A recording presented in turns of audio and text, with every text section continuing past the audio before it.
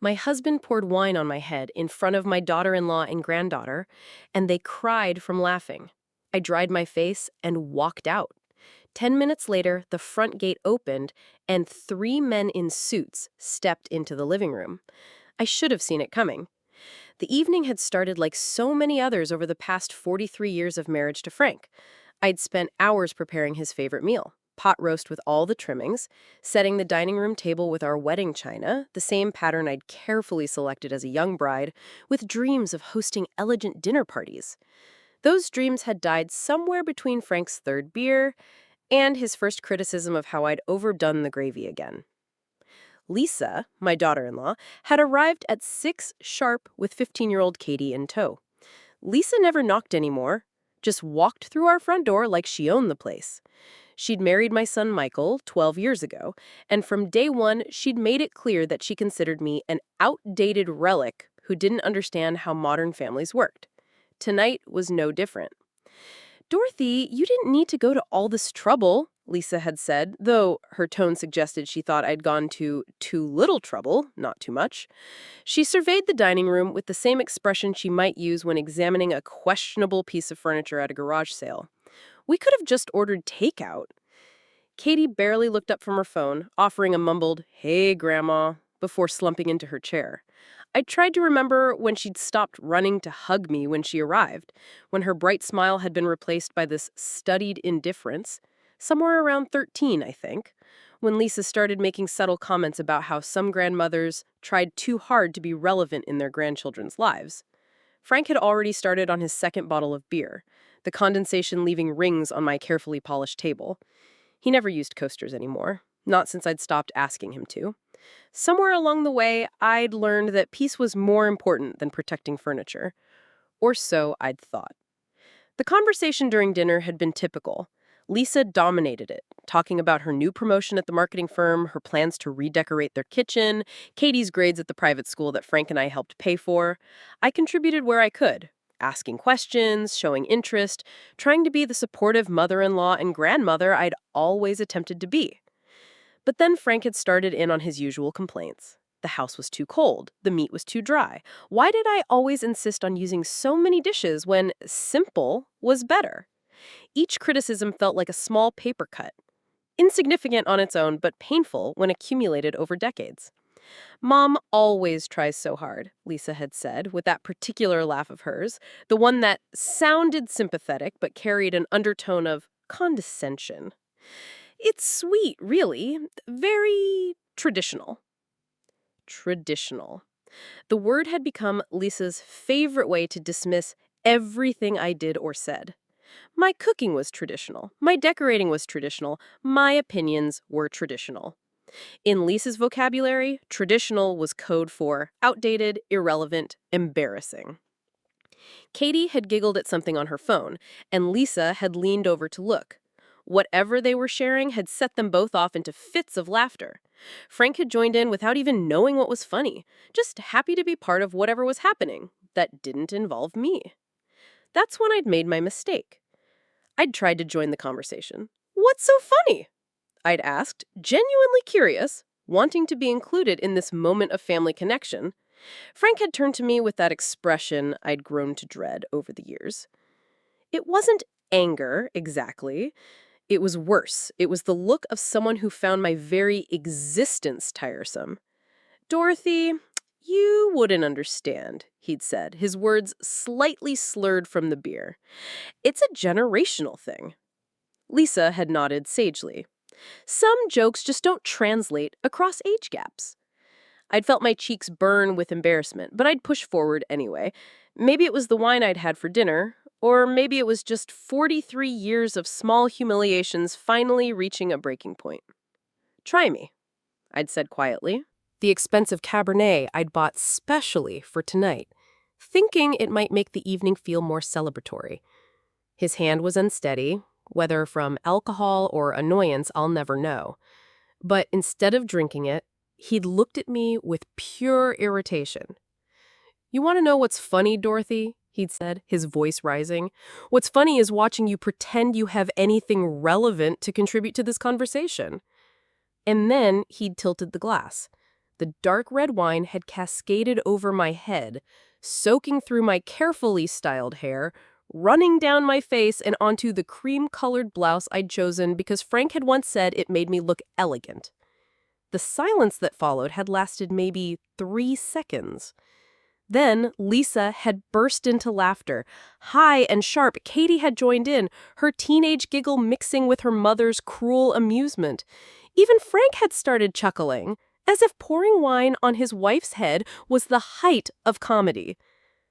I'd sat there for a moment, wine dripping from my chin onto my lap, feeling every one of my 71 years settle into my bones. The dining room where I'd served thousands of meals, where I'd celebrated birthdays and holidays and anniversaries, suddenly felt like a courtroom where I'd been found guilty of the crime of existing. Without saying a word, I'd reached for my napkin and carefully wiped the wine from my face. My movements were deliberate, controlled. I had folded the napkin neatly and placed it beside my plate. Then I'd stood up, my chair scraping against the hardwood floor I'd refinished myself 15 years ago. "Dorothy, oh my God," Lisa had managed between laughs. "You should see your face." I'd walked to the front closet and retrieved my purse. Nobody had tried to stop me. Frank was still chuckling, shaking his head like I was an overreacting child. Lisa was wiping tears from her eyes. Katie had already returned to her phone. I'd opened the front door and stepped out into the cool evening air.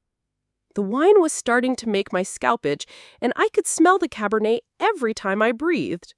But I'd walked steadily down our front walkway, past the garden I'd planted and maintained for over 4 decades, past the mailbox with Patterson painted in letters I'd carefully stenciled myself. I hadn't looked back. Not once. 10 minutes later, as I was sitting in my car in the parking lot of the grocery store down the street, trying to process what had just happened, my phone rang. It was Frank.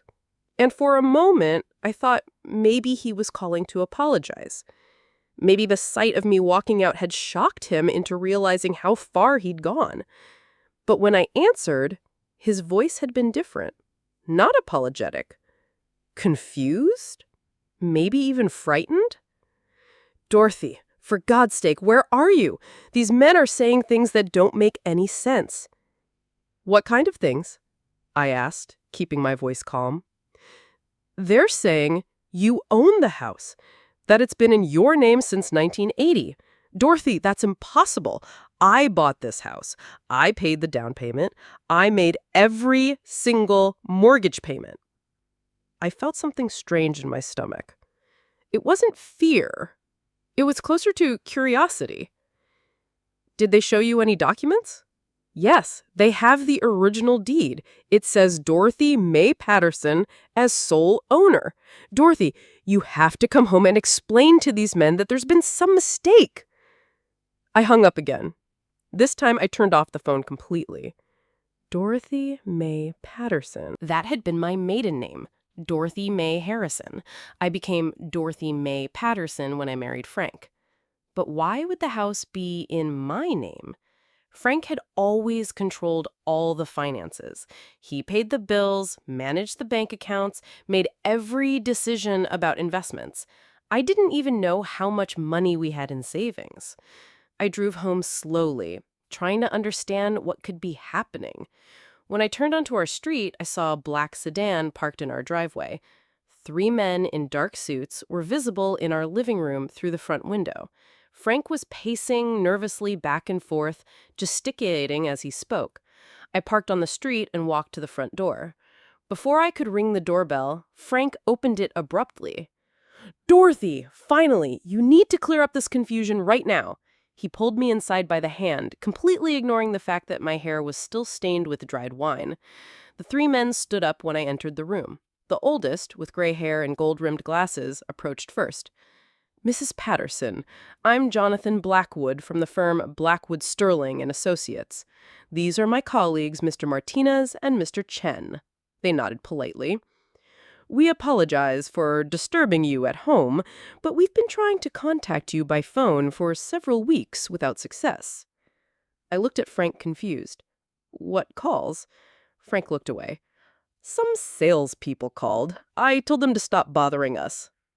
Mr. Blackwood consulted a thick folder.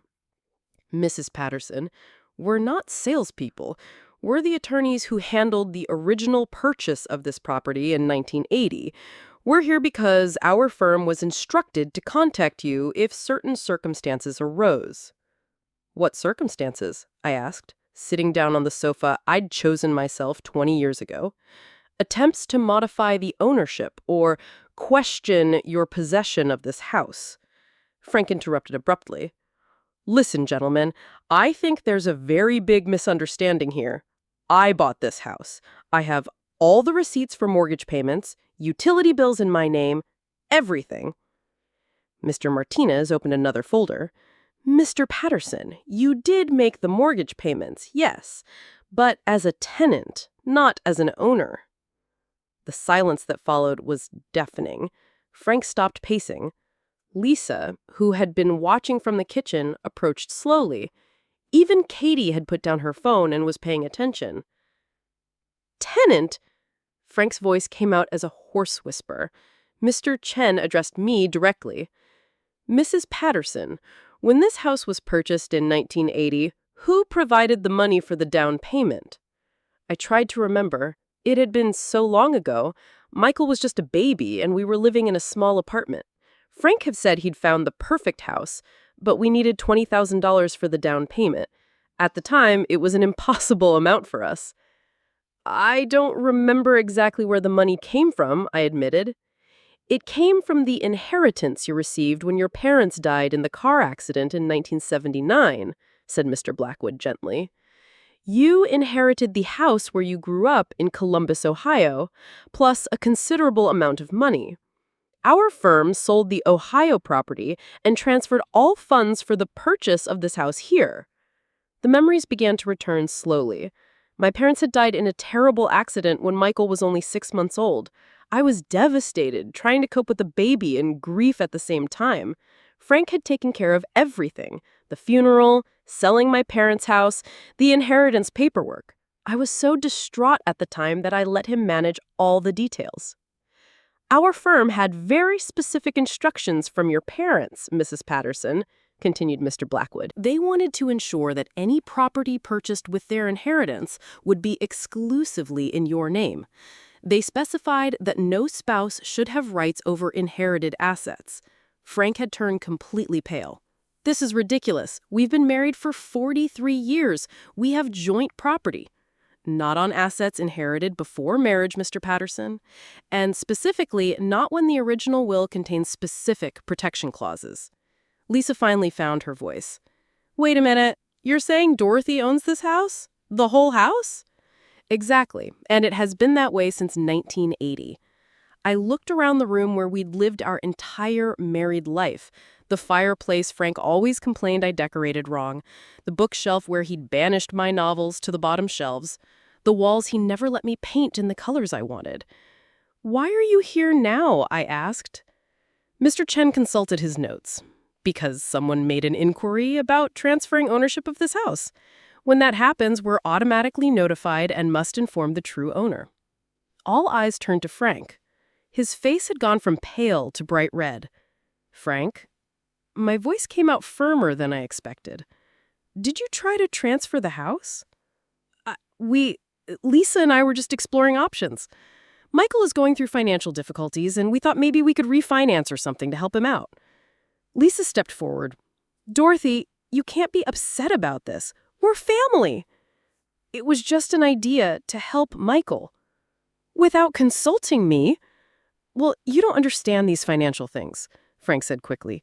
I've always kept you out of these worries to protect you. Mr. Blackwood cleared his throat. Mrs. Patterson, any attempt to transfer, sell, or modify ownership of this house requires your signature and only your signature. No one else has legal authority over this property. The weight of the situation was beginning to hit me. For 43 years, I had lived in this house feeling like a permanent guest. Frank decided when we could redecorate, what furniture to buy, even what color to paint the walls. He made a point of reminding me that the house needed repairs or that the house was costing too much in heating bills, as if I were just an inconvenient resident in his domain. But the house had always been mine. "Mrs. Patterson," said Mr. Blackwood softly, "there's something else you should know. When your parents created the will, they included a specific clause about what should happen if you ever felt threatened or disrespected in your own property." Frank laughed nervously. "Disrespected? Dorothy, you're perfectly fine here. You've never been disrespected." I looked at my husband with wine still drying in my hair, the sour smell reminding me of how he had laughed while humiliating me in front of our family. "Actually," I said calmly, "I'd like to hear about that clause." Mr. Chen reached into his briefcase and pulled out a manila envelope that looked like it had been waiting decades to be opened. The paper was slightly yellowed at the edges, and I could see my father's distinctive handwriting on the front. "For Dorothy, to be opened only if she faces disrespect in her own home." My heart clenched. Even from beyond the grave, my parents had been trying to protect me. They'd known somehow that this day might come. "Your father was very specific about the conditions," Mr. Blackwood said, his voice gentle but firm. "If you ever felt threatened, disrespected, or unsafe in your own property, we were to present you with additional options that go beyond simple ownership." Frank was standing behind the couch now, his hands gripping the back so tightly his knuckles had turned white. "Dorothy, let's not get carried away here. You're not unsafe. You're not threatened. We had a little disagreement at dinner, that's all." A little disagreement. He was calling the moment he poured wine over my head in front of our family a little disagreement. Lisa moved closer to Frank, and I noticed how they positioned themselves together, like they were facing an opponent rather than talking to family. "Dorothy, you have to understand, Frank has been managing this household for over 40 years. He's made every major decision, paid every bill, handled every crisis. Just because some old paperwork says your name doesn't mean you actually know how to run a house." Katie looked up from her phone for the first time all evening. "What's happening? Is Grandma getting divorced?" The word hung in the air like smoke from a fire. Divorced?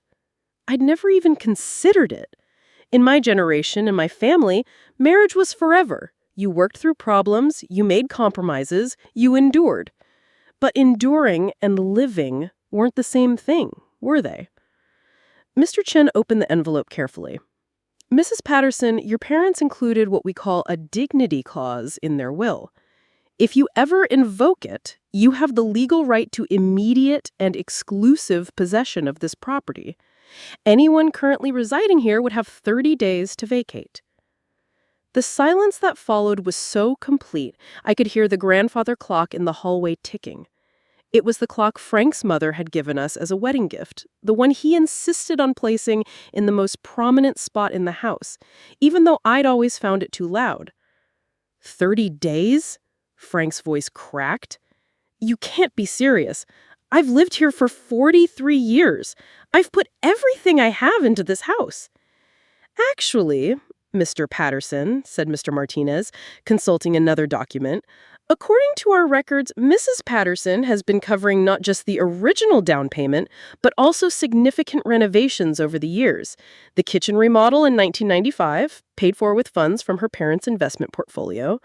The new roof in 2003, same source. The basement renovation where you have your workshop. Also, Mrs. Patterson's inheritance money." I felt like I was discovering the details of someone else's life. Frank had always presented these improvements as his projects, his investments in our future. He'd made decisions about contractors, materials, timelines. I'd simply been told what was happening in my own house.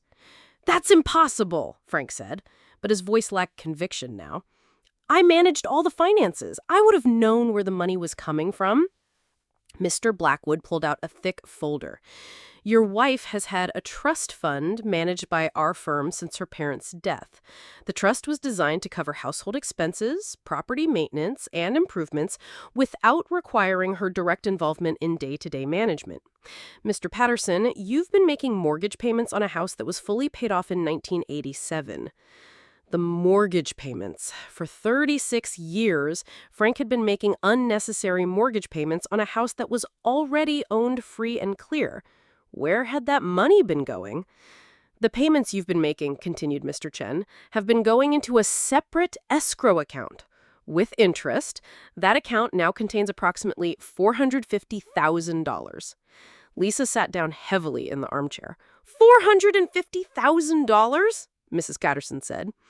Mr. Blackwood, you are not only the sole owner of this property, which is currently valued at approximately $800,000, but you also have nearly $500,000 in an account that your husband has been inadvertently funding for decades.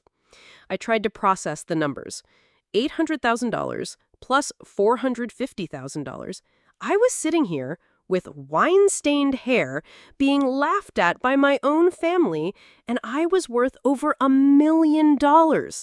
Frank had collapsed onto the couch.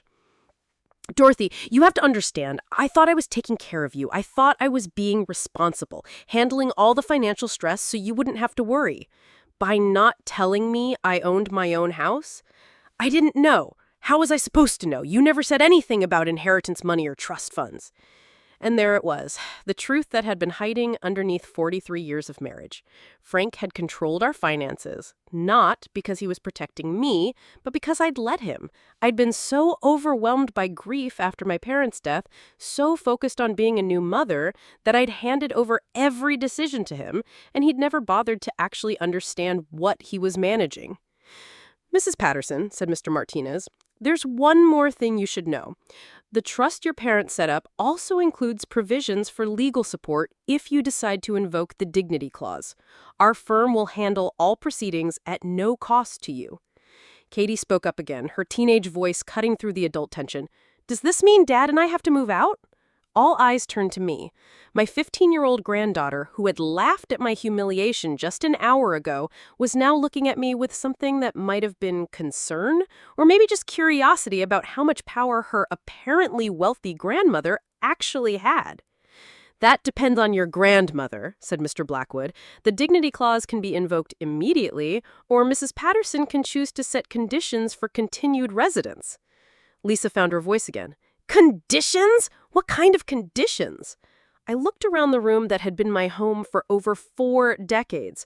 The walls I'd never been allowed to paint the colors I wanted, the furniture Frank had chosen because it was practical, the family photos arranged the way Lisa thought looked best.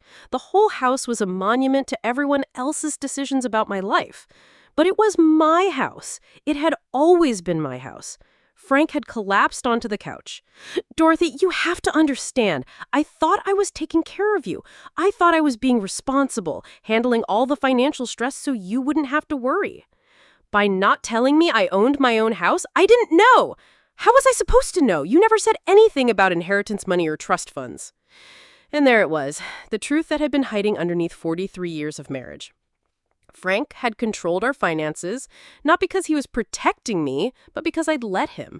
I'd spent decades softening my opinions, agreeing to keep peace, compromising to avoid conflict, but sitting here with wine still flaking off my scalp, surrounded by people who had just discovered I held all the power they'd been taking for granted, I felt something shifting inside me. Mrs. Patterson, said Mr. Blackwood gently, you don't have to make any decisions tonight. You can take time to consider your options. Actually, I said, standing up slowly, I think I've had 43 years to consider my options. I walked to the front closet and retrieved the coat I'd worn to dinner parties, church services, and family gatherings for the past 6 years. Frank had always said it looked fine when I asked his opinion. Tonight, I realized I'd never actually cared what he thought about my coat. Where are you going? Frank asked. To a hotel. I need some time to think, and I can't do that here. Dorothy, please don't be dramatic. You can sleep in the guest room if you're upset. I turned to look at him. The guest room, in my own house. He was suggesting I sleep in the guest room. Mr. Blackwood, I said, how quickly can the dignity clause be invoked? If you're certain, we can file the paperwork tomorrow morning. All residents would be notified officially by end of business day. Frank jumped up. Dorothy, you can't be serious. Where are we supposed to go? This is our home. No, Frank. This is my home. It always has been. I picked up my purse and walked toward the door. As I reached for the handle, I heard Lisa whisper urgently to Frank, "Stop her! Do something!" But I was already outside, breathing the cool night air, walking away from the house that was mine, feeling, for the first time in decades, like I actually had somewhere to go. I spent the night at the Hampton Inn near the interstate, lying awake in a bed that wasn't mine, staring at ceiling tiles that weren't the ones I'd looked at for 43 years.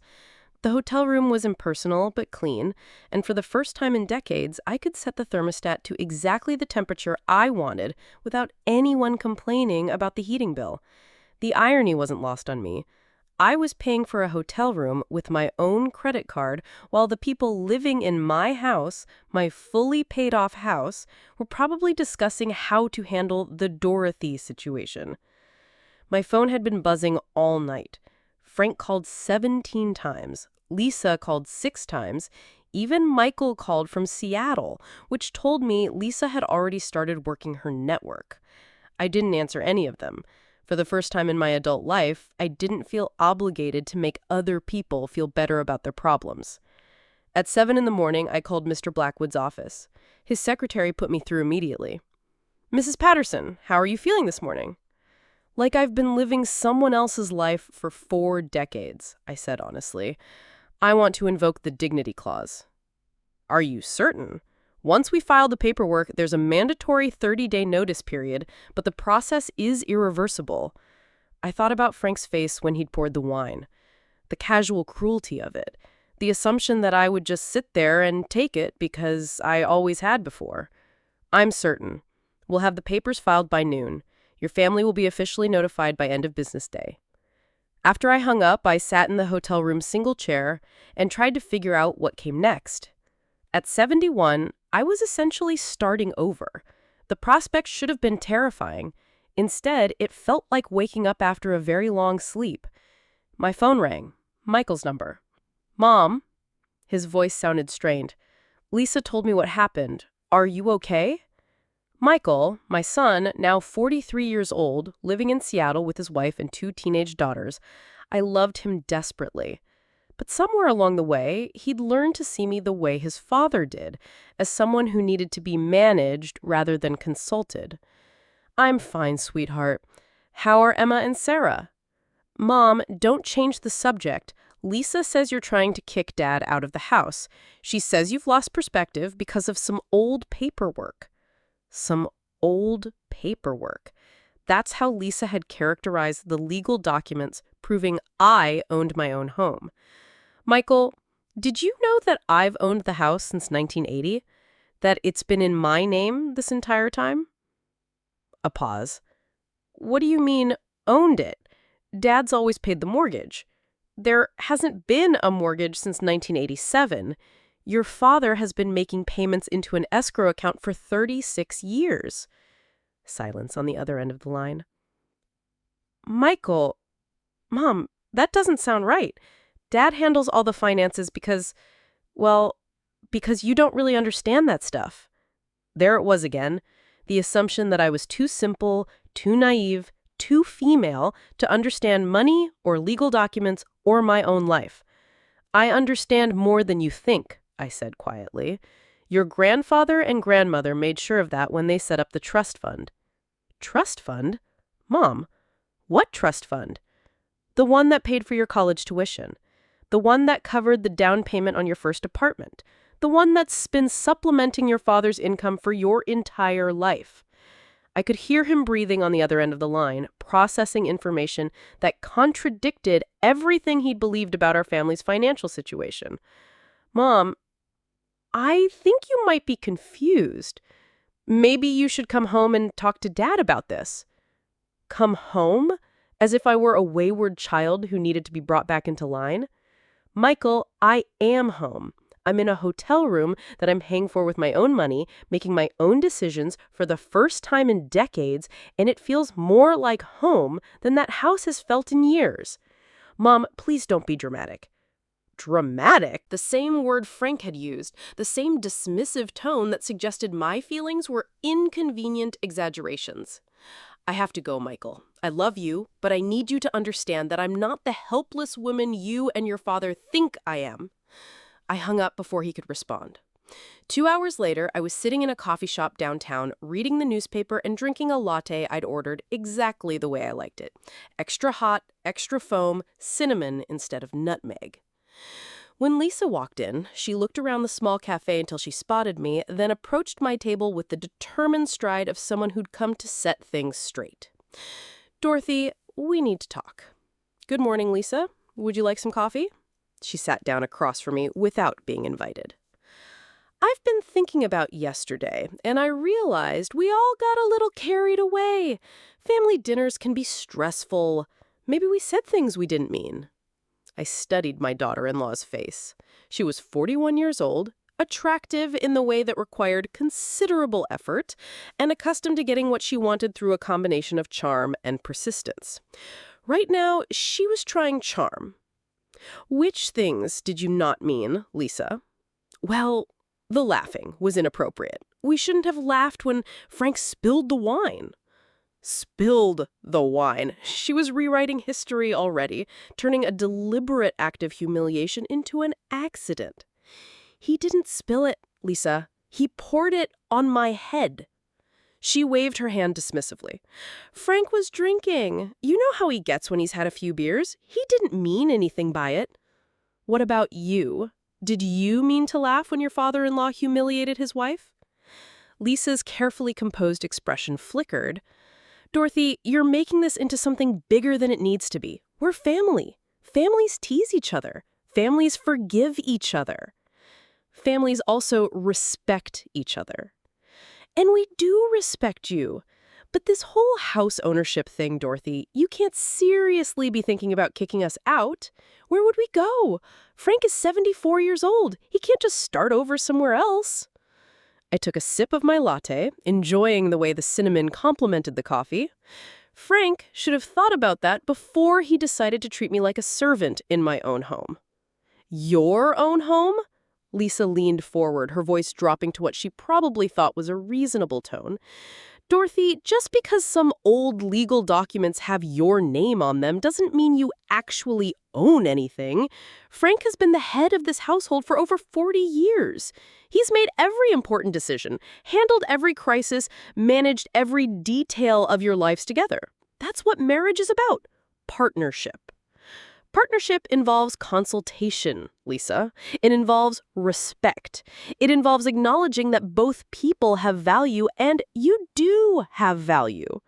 You've been a wonderful wife and mother. You've kept the house beautiful, cooked amazing meals, supported Frank through everything. But running a household, managing finances, making legal decisions, Dorothy, those aren't really your strengths. I set down my coffee cup carefully. What are my strengths, Lisa? The question seemed to catch her off guard. Well, you're nurturing, you're caring, you make people feel comfortable.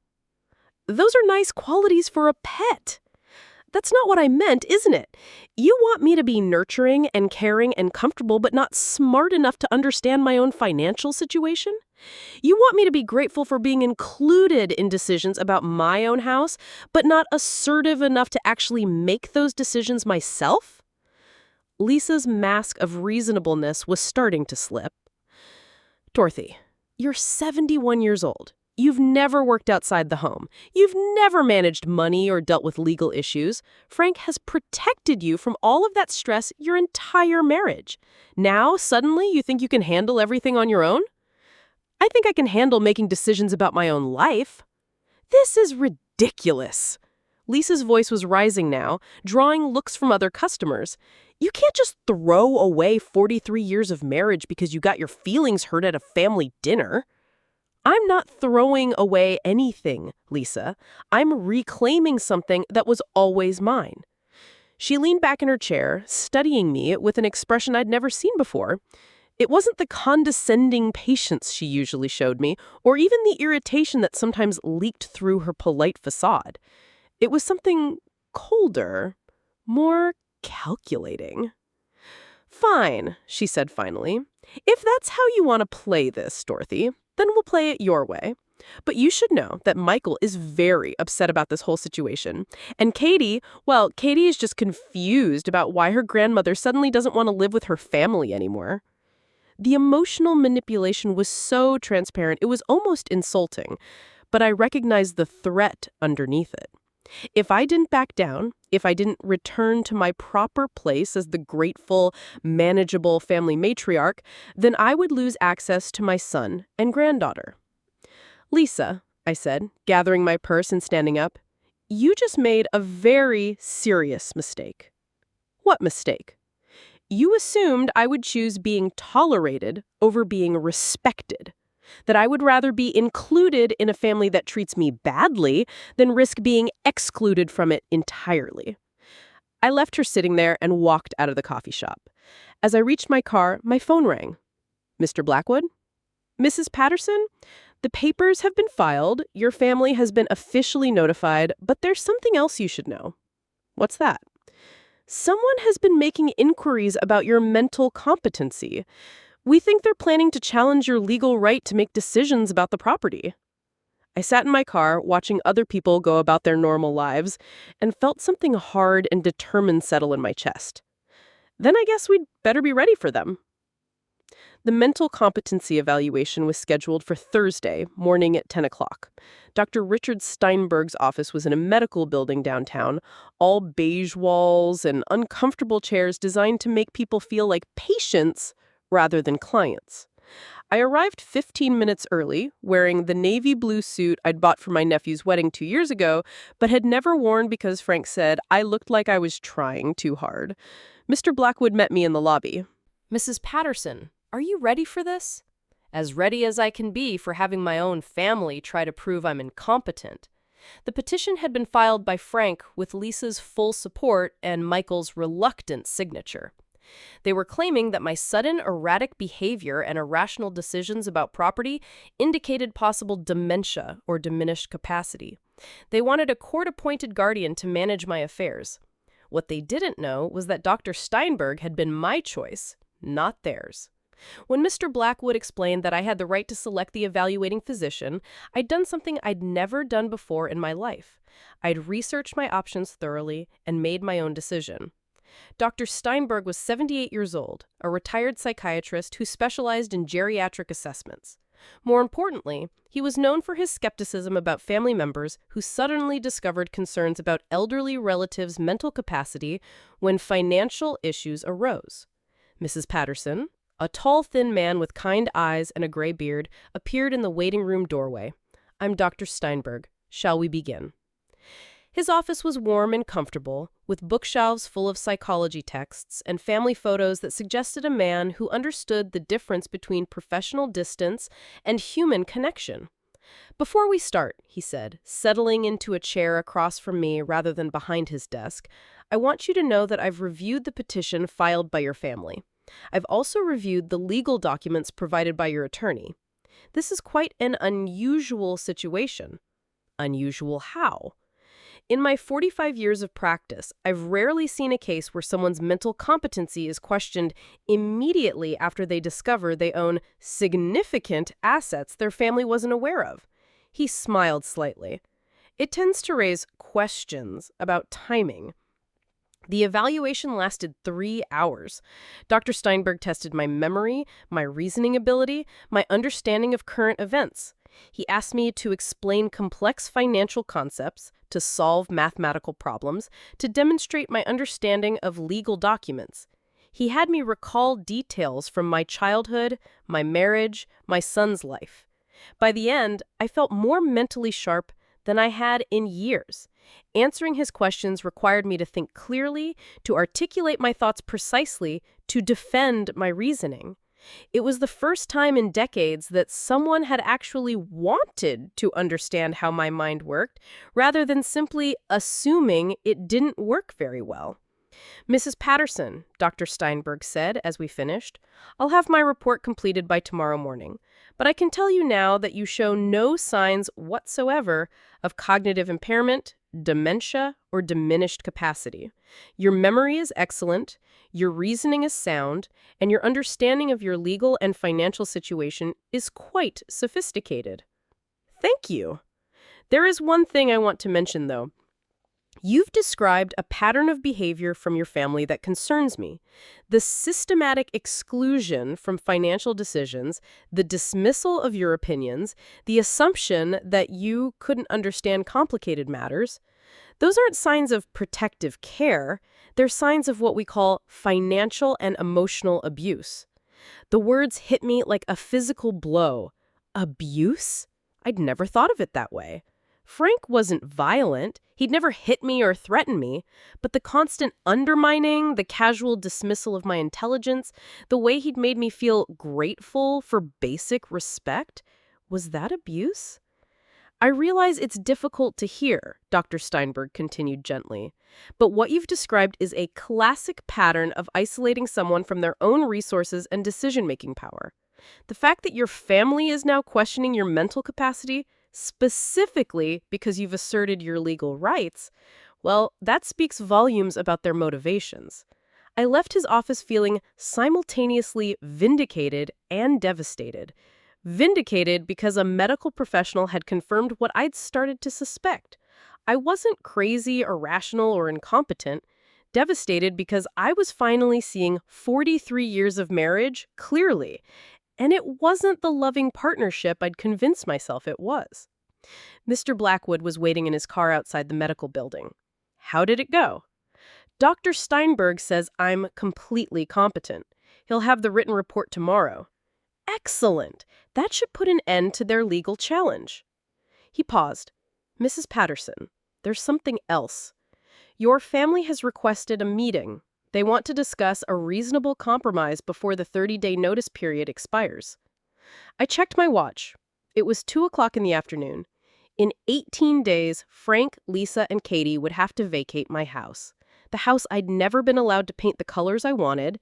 The house where I had spent decades feeling like a guest. What kind of compromise? They're proposing that you return home and they'll treat you with appropriate respect going forward. In exchange, you would give them permanent residency rights and add Frank's name to the deed. I almost laughed. They wanted me to give up the only leverage I'd ever had in exchange for a promise to treat me better. A promise from people who had just tried to have me declared mentally incompetent. Where did they want to meet? Your house, this evening at 7. My house. The irony was perfect. They wanted to negotiate for the right to stay in my house by meeting in my house. Tell them I'll be there. At 6:30, I drove to the house I'd called home for 43 years. I parked in the driveway, my driveway, and sat for a moment looking at the structure that represented everything I'd gained and lost in my adult life. The garden beds I had planted and maintained for decades were showing signs of neglect. Frank had never cared about flowers, and apparently neither did Lisa. The front porch where I had spent countless evenings reading was cluttered with Katie's bicycle and some sports equipment that Frank had probably bought without asking me. I used my key to open the front door. It was still my house after all. They were waiting in the living room. Frank sat in his usual chair, the one positioned to give him the best view of the television. Lisa was on the sofa, perfectly dressed as always. Katie was cross-legged on the floor, surprisingly present for a conversation that would determine her living situation. Dorothy, Frank stood up as I entered. Thank you for coming home. Home? He said it like I'd been on vacation rather than being driven out by his behavior. I'm not home, Frank. I'm visiting. Lisa gestured to the chair across from her. Please sit down. We want to work this out like adults. I remained standing. What exactly do you want to work out? Frank cleared his throat. Dorothy, we've all done some thinking since this situation started. Maybe we haven't always been as considerate as we should have been considerate. We want you to come home. We want to be a family again. But we need some security, some guarantees that this won't happen again. What kind of guarantees? Lisa leaned forward. We're proposing that you add Frank's name to the deed. That way, we're all protected. You can't be taken advantage of by outsiders, and Frank can't be thrown out of his home on a whim. His home. Even now, even knowing that I owned everything, she was calling it his home. And in return, Frank said, we promise to include you more in family decisions. We'll be more respectful of your opinions. Katie spoke up for the first time. And I promise not to laugh at you anymore, Grandma. That was mean. The apology from my 15-year-old granddaughter was probably the most genuine thing I'd heard from any of them, but it also revealed how little they understood about what had happened. They thought this was about hurt feelings and family dynamics. They had no idea it was about 43 years of systematic diminishment. What if I say no? I asked. The temperature in the room seemed to drop 10 degrees. Dorothy, Lisa's voice took on an edge, you need to think about this carefully. If you force us out, you'll be completely alone. No family, no support system. What happens when you really do need help? What happens when you actually do get sick or confused? The threat was subtle, but clear. Play along or be abandoned entirely. Frank tried a different approach. Dorothy, I know I made mistakes, but we've been married for 43 years. Doesn't that count for something? Don't I deserve a chance to make things right? You've had 43 years to make things right, Frank. I didn't know you felt this way. You never said anything. I said plenty. You just never listened. Lisa stood up, her patience finally exhausted. Fine, Dorothy. If this is how you want it, then this is how it'll be, but don't come crying to us when you realize what you've thrown away. I looked at each of them in turn. Frank, with his expression of wounded bewilderment, still unable to understand that control wasn't the same as care. Lisa, barely containing her anger at losing the comfortable arrangement she had taken for granted. Katie, confused and caught in the middle of an adult conflict she couldn't fully comprehend. I'm not throwing anything away, I said quietly. I'm reclaiming something that was always mine. I turned to leave, then paused at the doorway. You have 16 days left. I suggest you use them wisely. 16 days later, I stood in my driveway at 8 in the morning, watching the moving truck pull away from my house. Frank had left 3 hours earlier, driving his pickup truck loaded with the workshop tools he had accumulated over 4 decades. He hadn't said goodbye. Lisa had departed the day before with 2 SUVs full of belongings, taking Katie with her to stay at her sister's house until they found a rental. The goodbye scene had been dramatic, with Katie crying and Lisa making pointed comments about how I was destroying our family for the benefit of the neighbors who had gathered to watch. I'd remained on the front porch throughout the exodus, not gloating, not arguing, just present. It was my house, and I wanted to witness every moment of reclaiming it. Mr. Blackwood had handled all the legal details with military precision. The eviction notice had been served exactly as required. When Frank threatened to contest it, Dr. Steinberg's competency report had shut down that avenue immediately. When Lisa tried to claim squatters' rights, the original deed and trust documents had ended that fantasy as well. Now, for the first time in 43 years, I was completely alone in my own home. The silence was extraordinary. No television blaring in the background because Frank needed constant noise. No Lisa's voice carrying from the kitchen as she made phone calls to her friends, discussing their lives in the dismissive tone she had always used when talking about me. No Katie's music seeping through bedroom walls or the constant electronic beeping of devices I was never allowed to understand. Just silence and space and the absolute freedom to do whatever I wanted with both. I walked through each room slowly, seeing it with new eyes. The living room, where Frank's chair had dominated the layout for decades, now looked oddly lopsided, like a mouth missing a tooth. The kitchen, where Lisa had gradually taken over, moving my favorite dishes to inconvenient cabinets and replacing my simple cookware with complicated gadgets, felt foreign and cluttered, but it was mine. Every square inch of it was mine. The first thing I did was change the locks. Mr. Blackwood had recommended it, and I hired a locksmith to come at 9. By 10, I was the only person with keys to my own house. A situation that should have been normal, but felt Revolutionary. The second thing I did was go to the paint store. "What kind of room are we painting?" asked the young woman behind the counter. "All of them," I said. "I want to paint all of them." I chose colors I'd been dreaming about for decades. Soft yellow for the kitchen, the color of morning sunshine. Deep blue for the living room, like the ocean on a calm day. Warm green for the master bedroom.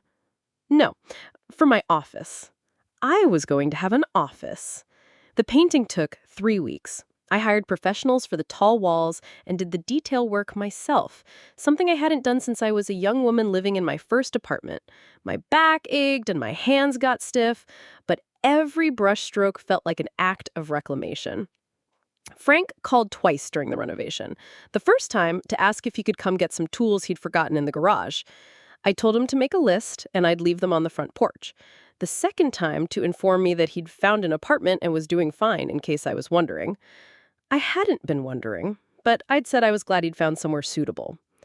Lisa called more frequently, usually to deliver updates about Katie that were really attempts to make me feel guilty. Katie's having trouble adjusting to her new school. Katie misses her old room. Katie doesn't understand why her grandmother chose a house over her family. "Dorothy," Lisa said during her latest call, "Katie's been asking if she can visit you. She says she wants to see what you've done to the house." It was the first time in a month that anyone had expressed genuine curiosity about my choices rather than criticism of them. "She's welcome anytime. But Lisa, I need you to understand something. If Katie visits, she visits me, not you. If you want to rebuild a relationship with me, you'll need to do that separately. I don't understand why you're being so harsh. We're still family." "No, Lisa, you and I were never family. I was Frank's wife and you were Michael's wife. And that created an obligation for us to tolerate each other. But family requires mutual respect, and we never had that." The conversation had ended with Lisa hanging up on me. But 3 days later, Katie had called herself. "Grandma Dorothy, Mom said I could visit this weekend if you want me to." "I would love that, sweetheart." Katie arrived on Saturday afternoon, driven by Michael, who had flown in from Seattle specifically to see the house that had caused such upheaval in our family. I'd been nervous about seeing my son, unsure how our relationship would survive the changes I had made. He stood in my front doorway, looking older than his 43 years, his face drawn with the stress of trying to navigate between his wife's demands and his mother's transformation. "Hi, Mom." "Hello, Michael." Katie pushed past both of us. "Grandma, I want to see everything. Mom said you painted it all different colors." She ran through the house like a tourist, exclaiming over each room's transformation. When she reached what had been the guest room and saw my new office, complete with a desk, computer, and bookshelves full of the novels Frank had always dismissed as silly romance trash, she stopped and stared. "Grandma, you have an office?" "I do. I'm taking some online classes, and I needed a place to study it." "What kind of classes?" "Real estate law, financial planning, art history." I'd enrolled in 3 different programs through the community college's distance learning division. At 71, I was finally getting the education I'd put on hold when I got married at 28. "I'm thinking about getting my real estate license." Michael appeared in the doorway behind Katie. "Mom, are you serious about that?" "Very serious. I own a valuable property and I want to understand how to manage it properly. I also want to help other women who might be in situations similar to mine." "What kind of situations?" I looked at my son, this man I'd raised and loved and apparently failed to help understand the difference between protection and control. Women who don't know they have options, Michael. Women who've been told for so long that they can't handle complicated things that they've started to believe it themselves. Katie flopped down in my office chair and spun around. "This is so cool, Grandma. You're like learning stuff and making your house exactly how you want it." "Exactly." Michael walked around the office, studying the books on my shelves, the papers spread across my desk, the certificate for my completed financial planning course hanging on the wall. "Mom, I owe you an apology." "I waited. When this all started, I thought you were having some kind of breakdown." I thought Dad was right, that you were being irrational and needed us to protect you from making bad decisions. He picked up one of my textbooks, flipping through it absently. But looking at all this, seeing what you've accomplished in just a few months, I think maybe we were the ones who didn't understand the situation. It wasn't a complete acknowledgement of everything that had happened, but it was more self-awareness than I'd expected from him. Thank you for saying that. Can I ask you something? Are you happy? Really happy, not just making the best of things. I considered the question seriously. Was I happy? I missed having a family, even a dysfunctional one. I missed the routine of cooking for others, the sense of being needed, even if it was being needed to be invisible. Sometimes the silence in the house felt oppressive rather than peaceful. But I also woke up every morning without dreading the day ahead. I made decisions about my time, my space, my money, without having to justify them to anyone else. I discovered that I was actually quite good at managing finances and understanding legal documents when someone wasn't constantly telling me I couldn't handle such things. I'm happier than I've been in decades, I said. Honestly, I'm lonelier sometimes, but I'm happier. Katie jumped up from the chair. Grandma, can I come visit you again? Like regularly? Mom said she might let me spend weekends here sometimes if you want. I looked at my granddaughter, really looked at her. 15 years old, caught between childhood and adulthood, trying to understand why the adults in her life had suddenly rearranged themselves in confusing ways. I would love that, Katie, but I need you to understand something important. What? When you're here, you treat me with respect. That means no laughing when adults are being cruel to each other. It means listening when I talk instead of assuming I don't understand things. It means recognizing that I'm not just someone's grandmother. I'm a person with my own thoughts and feelings and opinions. She nodded solemnly. I can do that, Granny. Then yes, you're welcome here anytime. After Michael and Katie left that evening, I sat on my front porch.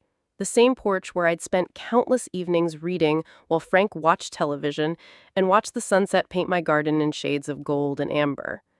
Tomorrow, I was meeting with a contractor about expanding the flower beds and maybe adding a small greenhouse.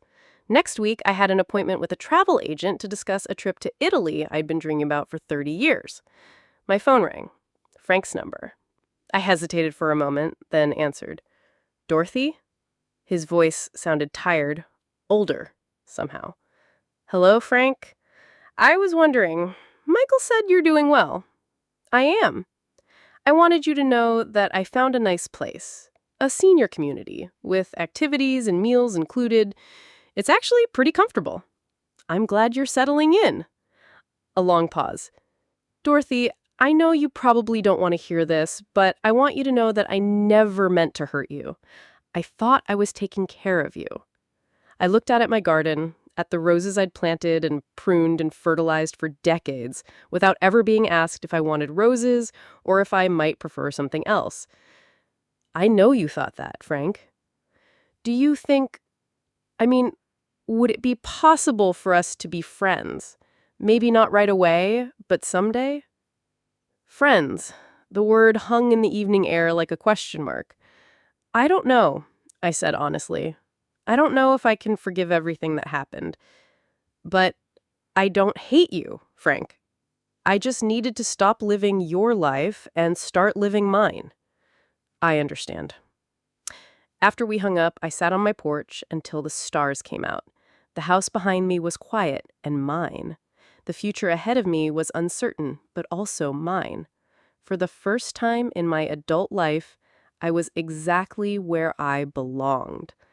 The next morning, I woke up in my own bed, in my own house, in my own life, and started planning what to do with all three.